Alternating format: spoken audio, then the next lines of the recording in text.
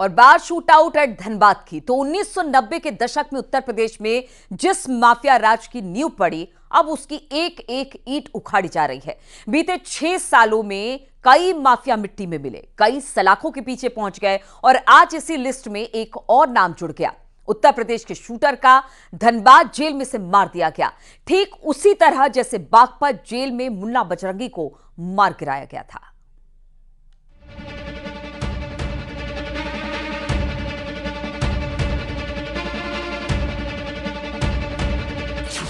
Dhanbad jail में gang war.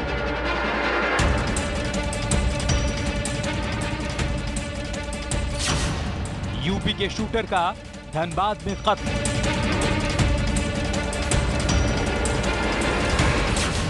Munna Bajrangi की तरह ही मारा गया उसका shooter. Shoot out at Dhanbad. ये षड्यंत्र है, सुनिश्चित जो है प्लान है ये। नहीं पिस्टल कहाँ से जाएगी जेल में? जेल में डंडा जाता नहीं है, पिस्टल तो बहुत बड़ी चीज़ है। कितनी गोली मारी गई कुछ पता चला? और 7 गोली बताई जा रही है। धनबाद जेल में बंद शूटर अमन सिंह की गोली मारकर हत्या कर दी गई। हमलावर ने एक के बाद एक 6 गोलियां मारकर यूपी के शूटर को मौत के घाट उतार दिया। जिस अमन सिंह का जेल में मर्डर हुआ वो यूपी से ताल्लुक रखता था और मुन्ना बजरंगी के लिए कभी काम किया करता था और उस पर हत्या और रंगदारी जैसे कई मामले भी दर्ज थे। अमन सिंह के कत्ल की खबर जैसे ही जेल में फैली, झारखंड से लेकर यूपी तक के अफसर चौकन्ने हो गए, क्योंकि झारखंड में उसके दुश्मन थे तो यूपी में उसने अपराध की दुनिया में कदम रखा था। हालांकि थोड़ी ही देर में उस कैदी की पहचान कर ली गई जिसने अमन सिंह पर गोली चलाई। ये मर्डर ठीक उसी तरह से अंजाम दिया गया है जैसे बागपत जेल में अमन के गुरु मुन्ना बजरंगी का मर्डर हुआ था। शूटर अमन सिंह धनबाद के पूर्व डिप्टी मेयर नीरज सिंह की हत्या के मामले में जेल में बंद था। इस घटना के बाद पुलिस प्रशासन में हड़कंप मच गया। पूरे जेल को छावनी में तब्दील कर दिया गया। जिस व्यक्ति के द्वारा इस घटना को अंजाम दिया गया है, पुलिस ने उसकी शिनाख्त कर ली है और एफआईआर करते हुए आगे इन्वेस्टिगेशन की कार्रवाई की जा रही है। साथ ही साथ इस घटना के पूरे जांच के लिए हम लोगों ने एक इंक्वायरी कमेटी जो है additional collector, ADM law and order और सिटी एसपी की टीम हम लोगों ने बनाया है। किसके द्वारा चलाई गई है सर? वो जो है अभी हम लोग उसको रखे हैं, आगे उसको बताया जाएगा इन्वेस्टिगेशन के। गोलीबारी के फौरन बाद पूरी जेल में पुलिस सक्रिय हो गई। शूटर अमन सिंह की लाश को पीएम के लिए ले जाया गया तो पता चला कि उसे कुल 6 गोलियां लगी हैं। 4 गोली पेट में लगी और 2 गोलियां सीधा सिर में। अब 2 तस्वीरें देखिए। एक बागपत जेल की है जब मुन्ना बजरंगी को जेल के अंदर ही गोलियों से भून दिया गया था। तब भी सवाल उठे थे कि जेल में पिस्टल कैसे पहुंची। अब ठीक वैसी ही घटना धनबाद जेल में दोहराई गई जब मुन्ना बजरंगी के शूटर अमन सिंह की हत्या की गई। अमन को भी जेल में ही बंद कैदी ने गोलियां मारी। खोज की जा रही है, हमारी टीम जो है वो पूरी तरह से सर्च कर रही है और जल्दी मिल जाएगी। कितने खोखे बरामद हुए? कुछ एक खोखे बरामद हुए हैं। डिटेल्स जो आपको है वो पुलिस की टीम दे देगी। सप्ताह पहले हम लोगों ने जेल में रेड किया था और उस समय हम लोगों ने पूरी तरह से जो है वो जांच भी किया था और हम लोगों ने इंश्योर किया था कि किसी भी तरह का कोई भी जो है सो प्रतिबंधित चीज़ नहीं मिले। ये जो घटना हुई वो बहुत ही जो है दुर्भाग्यपूर्ण है कि जेल में इस तरह की वारदात हुई है और आगे से हम लोग इंश्योर करेंगे जहाँ भी जो भी लैप्सेस हुए हैं उन सभी लैप्सेस को हमारी इंक्वायरी कमेटी जो है वो चेक करेगी कि कहाँ पे क्या लैप्सेस हुए हैं। कुख्यात अपराधी अमन सिंह धनबाद नगर निगम के पूर्व डिप्टी मेयर नीरज सिंह की हत्या का आरोपी था और इसी मामले में वो धनबाद जेल में बंद था।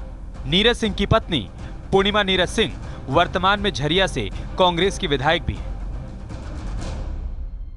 नीरज सिंह की हत्या के आरोप में अमन सिंह और झरिया से बीजेपी के विधायक रह चुके संजीव सिंह जेल में बंद थे, जिसमें अमन सिंह की हत्या हो चुकी है, जबकि इसी जेल में नीरज सिंह की हत्या के कई आरोपी बंद हैं।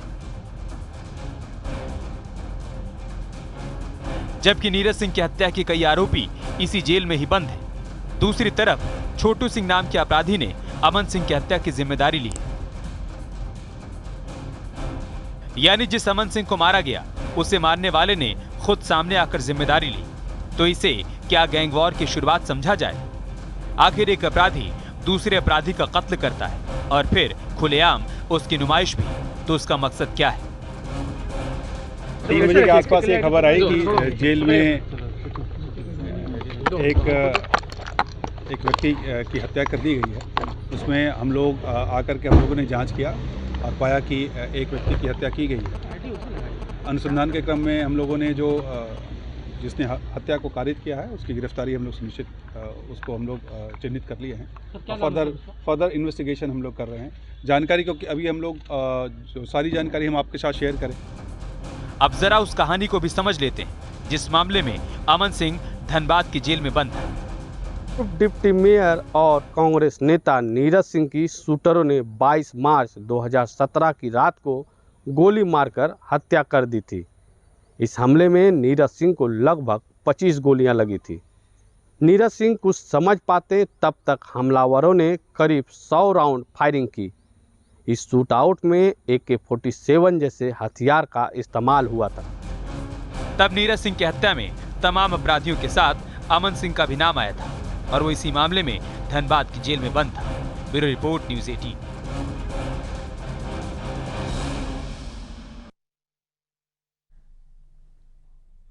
और यूपी में अपराध की शुरुआत करने वाले अमन सिंह ने जितनी दहशत बिहार और झारखंड में फैलाई, उतने ही अपराध उत्तर प्रदेश में भी किए। गांव के झगड़े से जरायम की दुनिया तक अमन सिंह ने कई वारदातों को अंजाम दिया।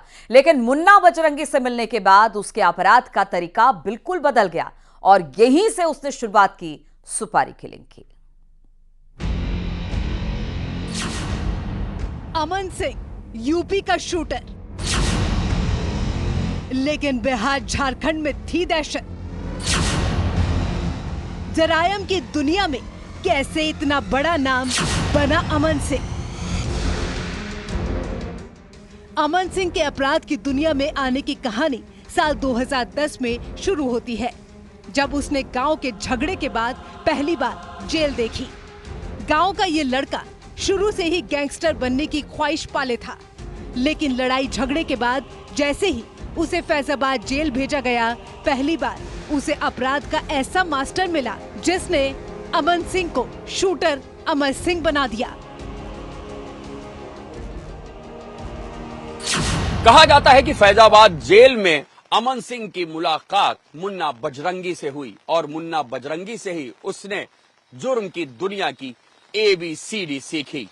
2015 में जेल से निकलते ही अमन सिंह ने आजमगढ़ में डॉक्टर सरोज की हत्या कर जुर्म की दुनिया में खून से अपना नाम लिख दिया और यहीं से शुरू हुआ अमन का आपराधिक सफर। इस वारदात के बाद अमन गिरफ्तार हुआ और 2 साल तक आजमगढ़ की जेल में बंद रहा।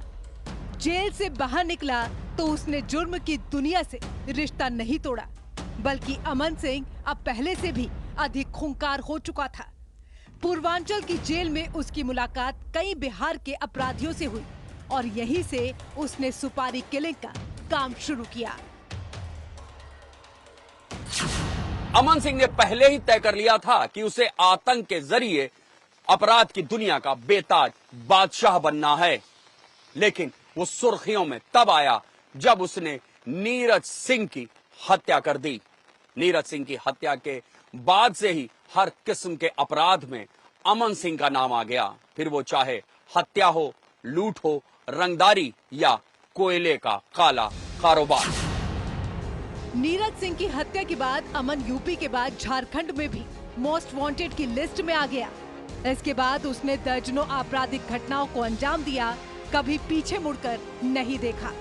शायद इसीलिए एक और अपराधी की मौत से यूपी पुलिस ने राहत की सांस ली होगी। नीरज सिंह हत्याकांड में अमन सिंह की गिरफ्तारी के बाद से ही कोयले के काले धंधे में उसका हिस्सा शुरू हो गया। कोयला राजधानी धनबाद में अब नीरज सिंह का सिक्का चलने लगा था। यूपी बिहार आने वाले कोयले में उसका 30% तक कमीशन हुआ करता था। धनबाद के बारे में एक कहावत मशहूर है, कोयले की इस नगरी ने एक से एक माफिया पैदा किए, लेकिन वो सब वहीं की मिट्टी में मिल गए। धनबाद की फिजा में गोली, बम, बारूद की गंध हमेशा रहती है। अमन सिंह भी धनबाद जेल में बंद था, लेकिन वहीं से अपना काला कारोबार चला रहा था। लेकिन अमन सिंह का भी हश्र वही हुआ जो उसके गुरु मुन्ना बजरंगी का हुआ था। जानकार कहते हैं कि अमन जेल के अंदर अपना साम्राज्य चलाता था। उसके गुर्गे उसके इशारे पर काम को अंजाम देते थे। तमाम तोहमतों के लगने के बाद अमन सुधरा नहीं, बल्कि अपने गुर्गों के जरिए अपना काला धंधा चलाता गया।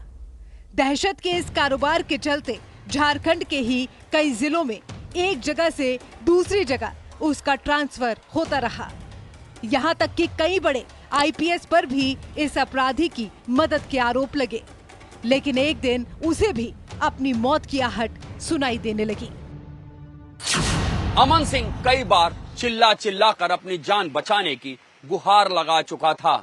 उसने उत्तर प्रदेश की जेल में भेजे जाने की भी गुहार लगाई थी। एक बड़े घराने पर हत्या करवाने का आरोप भी लगाया था। 18 जुलाई 2022 को पेशी के दौरान अमन सिंह ने ये गुहार लगाई थी। अपराधी को अपने अंत का अंदेशा हो गया था। अमन सिंह ने भले ही यूपी से अपराध की शुरुआत की, लेकिन सबसे ज्यादा झारखंड की धरती को खून से लाल किया। और अब उसी धनबाद में वो मिट्टी में मिल गया, जहां से क्राइम की दुनिया में उसे पहचान मिली थी। हालांकि कई सवाल अब भी जिंदा हैं। आखिर जेल के अंदर हथियार कैसे पहुंचे? किसने अमन सिंह की सुपारी दी? और जेल के अंदर भी अगर कत्ल होते रहे तो कातिलों को सजा देने के लिए फिर कहां रखा जाएगा? Bureau report, news 18।